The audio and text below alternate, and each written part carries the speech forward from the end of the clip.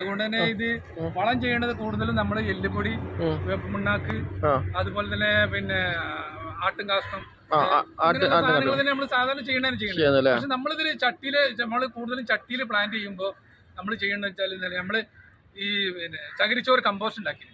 Compost എന്ന് പറഞ്ഞാല് urea അതുപോലെ തന്നെ കൂണ്ട് വിത്തൊക്കെ ഇവിടെ ഇട്ടുകൊണ്ട് അതിൻ്റെ ഒരു അനുപാതത്തിൽ കൃഷി ഓഫീസറുടെ നിർദ്ദേശപ്രകാരം ഉണ്ടാക്കുന്നത്.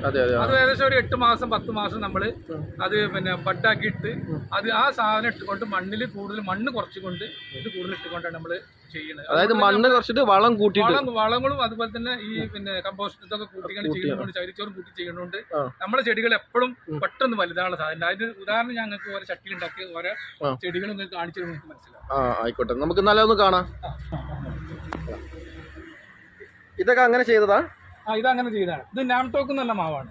നാംടോക്കിന്റെ മാവ്, നാംടോക്ക് മൈ എന്ന് പറഞ്ഞ മാവിന്റെ ഇതിപ്പോ മാറ്റിയിട്ട് നമ്മളൊരു മാസം